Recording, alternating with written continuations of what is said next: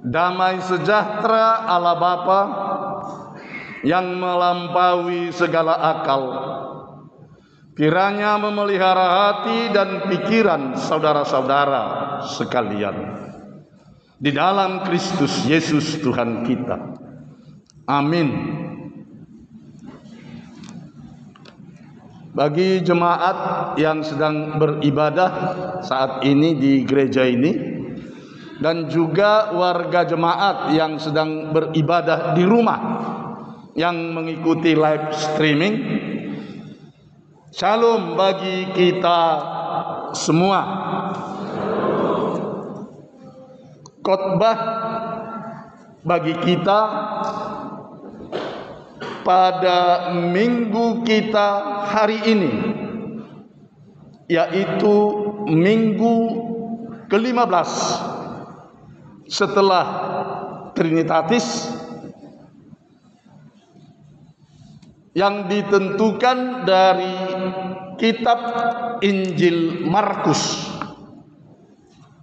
pasal yang ke-8 dimulai ayat yang ke-31 hingga ayat yang ke-38. Demikian dikatakan di dalam firman Tuhan. Kemudian mulailah Yesus mengajarkan kepada mereka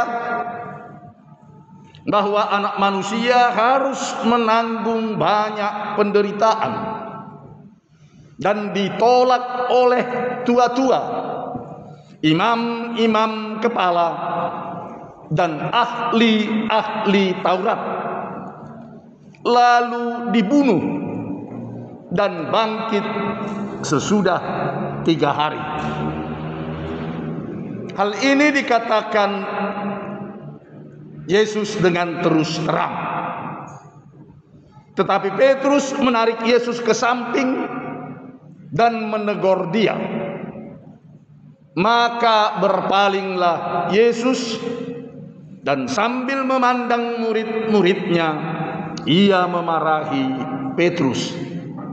Katanya, "Enyahlah iblis, sebab engkau bukan memikirkan apa yang dipikirkan Allah, melainkan apa yang dipikirkan manusia." Lalu Yesus memanggil orang banyak dan murid-muridnya dan berkata kepada mereka, "Setiap orang yang mau mengikut aku, ia harus menyangkal dirinya, memikul salibnya, dan mengikut aku. Karena siapa yang mau menyelamatkan nyawanya, ia akan kehilangan nyawanya. Tetapi barang siapa kehilangan nyawanya karena aku dan karena Injil, ia akan menyelamatkan nyawanya. Apa gunanya seorang memperoleh seluruh dunia, tetapi ia kehilangan nyawanya? Karena apakah yang dapat diberikannya sebagai ganti nyawanya?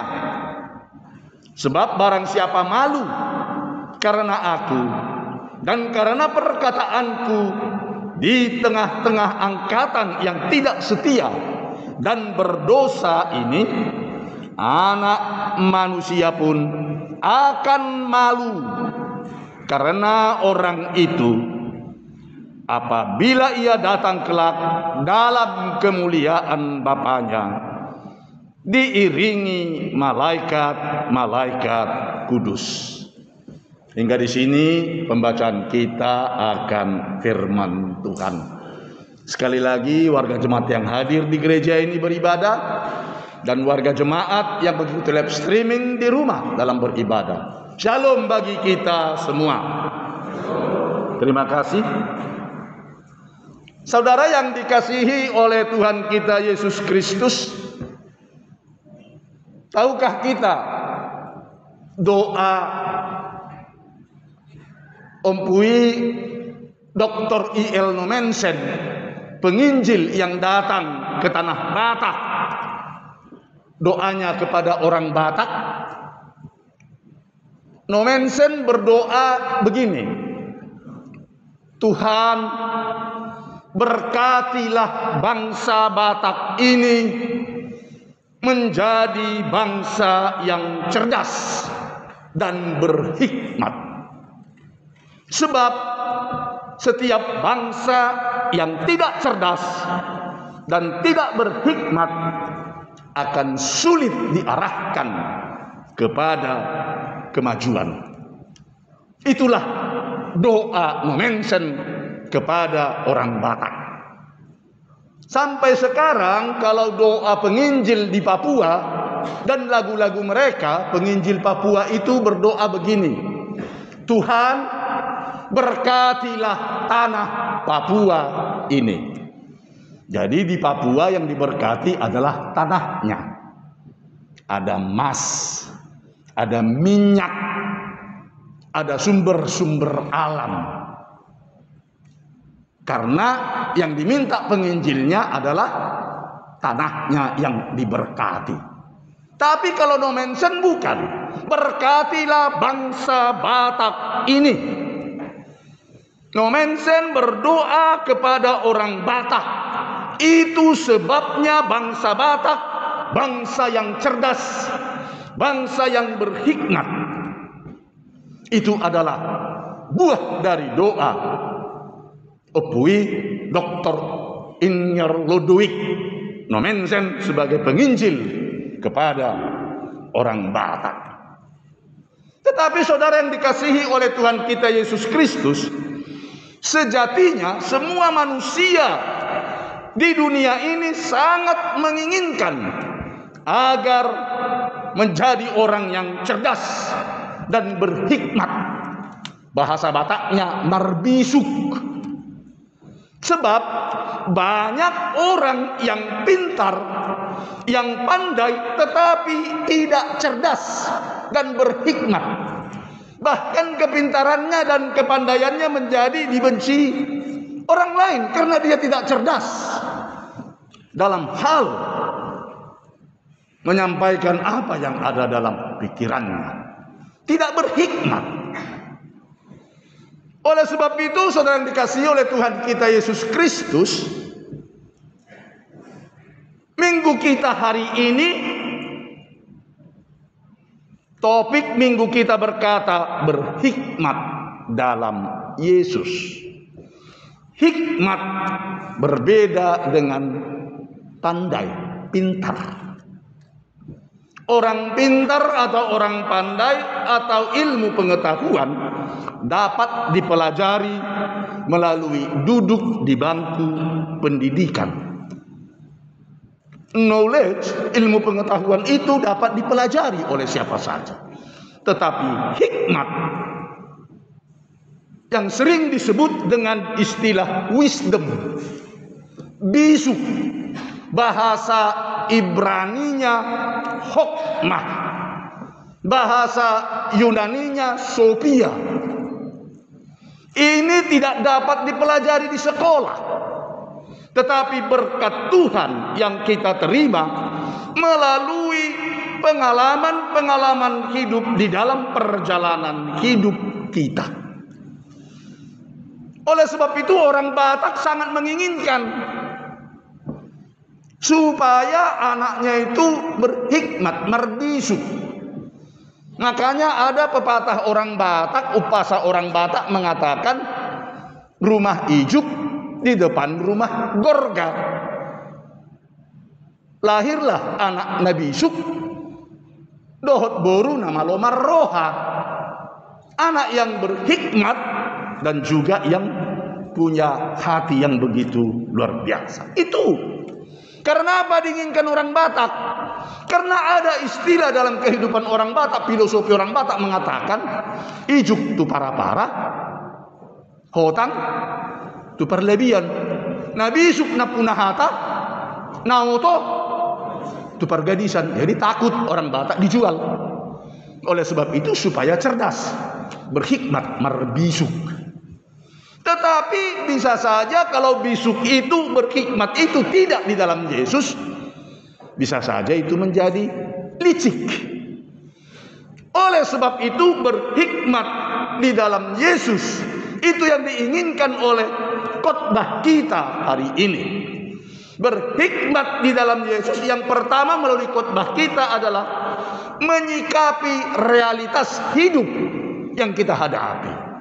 Bagaimana kita menyikapi realitas kehidupan ini yang terjadi dalam hidup kita ini dengan hikmat menghadapinya. Saudara yang dikasihi oleh Tuhan kita Yesus Kristus, Yesus juga demikian. Ketika dia datang ke dunia ini, sudah ada tugas yang akan dia laksanakan. Jadi melalui khotbah kita hari ini, kita akan belajar dari Tuhan Yesus dalam menyikapi realitas hidup ini. Dalam khotbah kita hari ini, Tuhan Yesus memberitakan tentang penderitaannya. Dikatakan tadi ayat 31 sampai 32a, kemudian mulailah Yesus mengajarkan kepada mereka bahwa anak manusia harus menanggung banyak penderitaan dan ditolak oleh tua-tua, imam-imam kepala, dan ahli-ahli Taurat, lalu dibunuh dan bangkit sesudah 3 hari. Hal ini dikatakannya dengan terus terang. Jadi dalam menghadapi penderitaan ini di dalam hidup, ada berbagai ragam cara manusia menghadapinya, menghadapi penderitaan. Kalau kaum masokis itu sangat memuja dan mencintai penderitaan. Mereka mencari-cari penderitaan. Sebab menurut kaum masokis, semakin menderita, maka semakin mendekatkan diri kepada sorga. Itu sebabnya banyak pertapa menyiksa dirinya dengan bertapa, tidak makan, tidak minum. Kadang-kadang dia tidak duduk, justru terbalik, kepala ke bawah, kaki ke atas, dengan banyak menyiksa diri. Menurut mereka semakin mendekatkan diri kepada sorga atau nirwana. Itulah kaum masokis, mencintai, menyukai, dan mencari-cari penderitaan. Berbeda dengan kaum hedonisme. Kaum hedonisme itu orang yang sangat membenci penderitaan, dan kalau boleh jauhkan diri dari penderitaan. Tetapi sebaliknya kaum hedonis sangat mencintai kenikmatan. Kebahagiaan bagi mereka adalah mereguk kenikmatan sebanyak-banyaknya. Sehingga kaum hedonis adalah para pemburu kenikmatan. Dan seluruh filsafat hidup mereka adalah bagaimana mereguk kenikmatan sepuas-puasnya dan menghindari kesakitan sedapat-dapatnya. Makanlah dan minumlah sepuas-puasnya. Siapa tahu besok Anda akan mati. Begitulah semboyan para hedonis. Sebab itu hedonis ada setua sejarah manusia. Tetapi akhir-akhir ini lebih mencolok lagi gaya hidup mumpung yang materialistis. Nah, disinilah alangkah bedanya dengan sikap Tuhan Yesus Kristus ketika ia menghadapi penderitaan. Ketika bayang-bayang salib semakin jelas dan detik-detik kematian semakin dekat, Injil Markus mengisahkan bagaimana Tuhan Yesus mengungkapkan perasaannya dan pergumulannya yang paling dalam. Yesus mengajarkan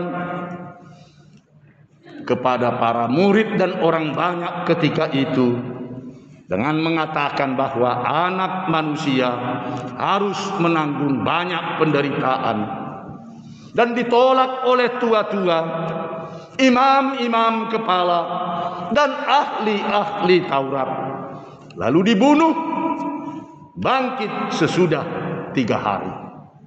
Hal ini dikatakannya dengan terus terang. Yesus tidak mencari-cari penderitaan karena menikmati penderitaan, tidak.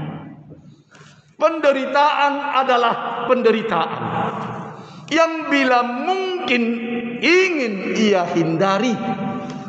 Dia berdoa di Taman Getsemane, jikalau sekiranya mungkin cawan ini lalu daripadaku, tetapi tidak dengan harga berapa saja, tidak asal cepat, asal enak, dan asal gampang, tidak.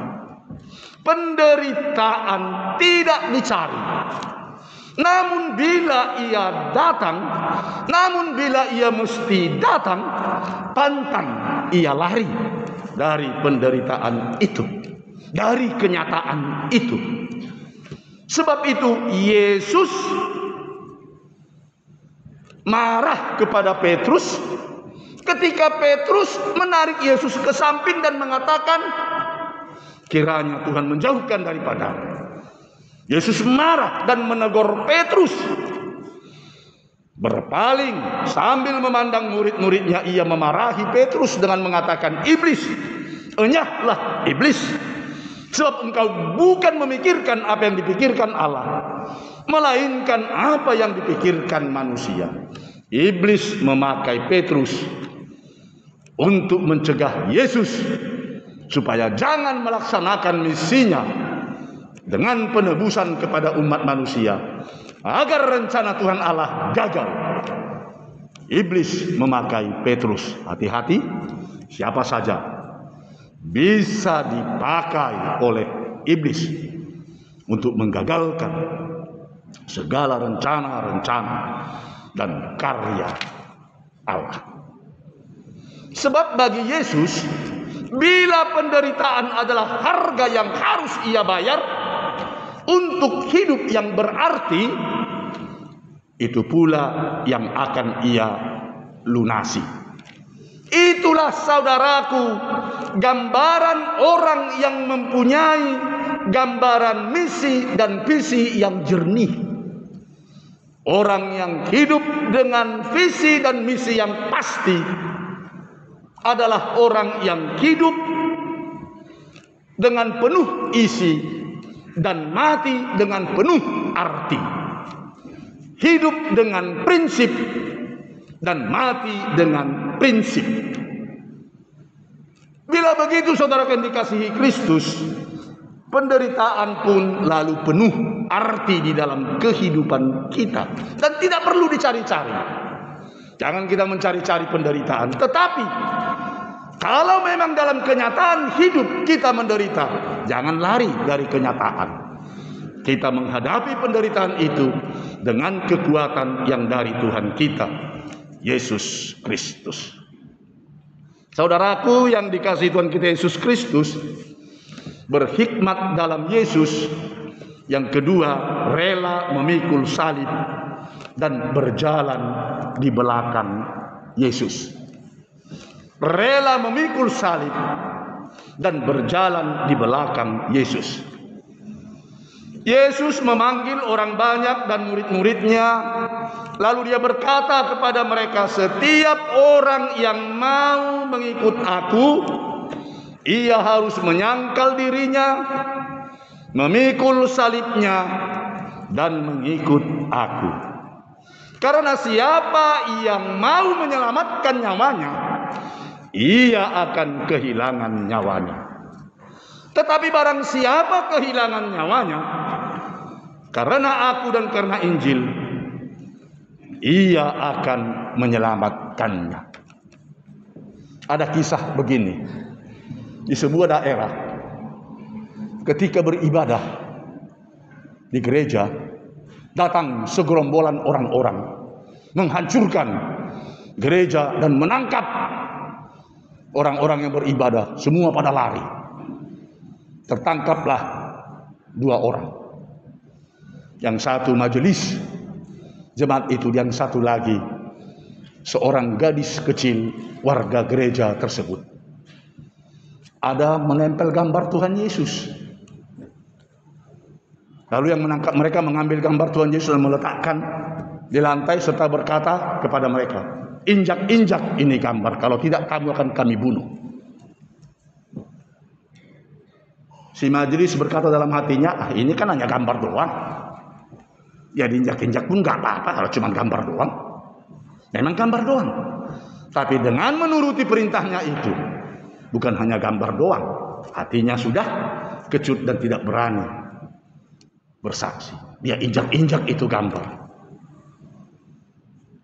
Dia supaya ingin selamat. Ketika gadis kecil berkata tidak, dia ambil itu gambar, dia peluk. Walaupun ini hanya gambar, tapi ini adalah gambar daripada apa yang saya imani. Dia tidak mau. Akhirnya bagaimana? Justru gadis kecil dilepaskan selamat, tapi si majelis dibunuh. Walaupun kamu Islam nanti kamu juga tidak akan setia, pasti murtad lagi. Jadi benar apa yang dikatakan Yesus, barang siapa kehilangan nyawanya karena aku dan karena Injil, ia akan menyelamatkannya. Saudara, apa yang dikasih oleh Tuhan kita Yesus Kristus, Tuhan Yesus menyuruh kita untuk memikul salib. Ya, saudara, salib harus dipikul. Salib tidak bisa ditenteng seperti menenteng tas presiden atau seperti menenteng rantang makanan. Karena salib tidak punya gagang. Salib tidak punya handle. Dia tidak ada gagangnya, tidak ada gagang pada salib. Oleh sebab itu, karena salib tidak punya gagang, maka dia harus dipikul, tidak bisa ditenteng. Oleh sebab itu Yesus mengatakan supaya kita memikul salib kita. Setiap yang terjadi di dalam hidup kita ini karena Yesus Kristus dan karena Injilnya, itu adalah salib kita pribadi lepas pribadi. Memikul salib adalah menyangkal diri, lalu mengikut Yesus atau berjalan di belakang Yesus. Saudaraku yang dikasihi oleh Tuhan kita Yesus Kristus, jika kita mengikuti dan berjalan di belakang Tuhan Yesus, hidup kita mau tidak mau akan berubah. Prioritas hidup Yesus unik.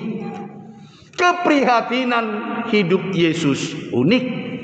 Dan orientasi hidup Yesus unik. Oleh sebab itu, dengan berjalan di belakang Tuhan Yesus, mau tidak mau kita harus belajar memahami apa yang diutamakan oleh Tuhan Yesus, mengubah apa yang perlu kita ubah di dalam kehidupan kita, lalu belajar merasakan apa yang diprihatinkan oleh Tuhan Yesus, mengubah arah hidup kita, lalu belajar memegang arah hidup Tuhan Yesus. Dengan mengikut Tuhan Yesus, mau tidak mau kita akan berubah. Sungguh janggal jika kita berjalan di belakang Yesus, namun gaya hidup kita sama saja seperti semula. Tuhan Yesus mengajak kita berjalan di belakangnya. Itu mengikut Yesus. Mengikut Yesus bukan berjalan di depan Yesus. Mengikut Yesus berjalan di belakang Yesus. Mungkin perjalanan ini akan susah dan berat. Mungkin perjalanan ini banyak rintangan dan penderitaannya. Tetapi yakinlah kita tidak akan pernah ditinggalkannya. Sehingga kita tidak akan berjalan seorang diri, saudaraku. Kita diajak berjalan terus, berjalan di belakang Yesus dan mengikut Dia. Karena barang siapa menyelamatkan nyawanya, ia akan kehilangan nyawanya. Tetapi barang siapa kehilangan nyawanya karena Injil dan karena Yesus, ia akan menyelamatkannya. Kata Yesus, apa gunanya seorang memperoleh seluruh dunia, tetapi ia kehilangan nyawanya? Karena apa yang dapat diberikannya sebagai ganti nyawanya? Bahkan dikatakan barang siapa yang malu karena aku dan karena perkataanku di tengah-tengah angkatan yang tidak setia dan berdosa ini, Anak Manusia pun akan malu karena orang itu apabila ia datang kelak dalam kemuliaan Bapanya diiringi malaikat-malaikatnya. Saudara yang dikasihi oleh Tuhan kita Yesus Kristus, konsekuensi dari mengikut Yesus adalah menghadapi kesulitan. Dan harus ada pengorbanan. Itulah harga yang harus dibayar mengikut Tuhan Yesus Kristus. Dampak mengikut Yesus Kristus, transformasi atas diri kita terjadi. Orientasi hidup yang semula hanya mengarah kepada diri sendiri, kini kita belajar berkorban demi kerajaan Allah dan kebenarannya. Kecenderungan untuk mempertahankan nyawa diubah menjadi rela mempertaruhkan nyawa. Kecenderungan untuk memiliki harta benda diubah menjadi kesediaan untuk melepas harta benda. Terutama ketika kita akan berpesta Gotilo. Jika kita memang berjalan di belakang Yesus, yang kita kejar bukan lagi keberhasilan, melainkan ketaatan. Yang mendominasi pikiran kita bukan lagi kehendak kita, melainkan kehendak Bapa di sorga. Berjalan di belakang Yesus berkonsekuensi meninggalkan banyak hal yang lama. Namun di lain pihak kita akan menerima banyak hal yang baru. Yang penting bagi kita, saudara dikasihi Kristus, kita tetap setia berjalan di belakang Tuhan Yesus Kristus. Kita tetap setia mengikut Tuhan Yesus Kristus. Selamat berjalan di belakang Tuhan Yesus. Selamat mengikut Tuhan Yesus Kristus. Amin.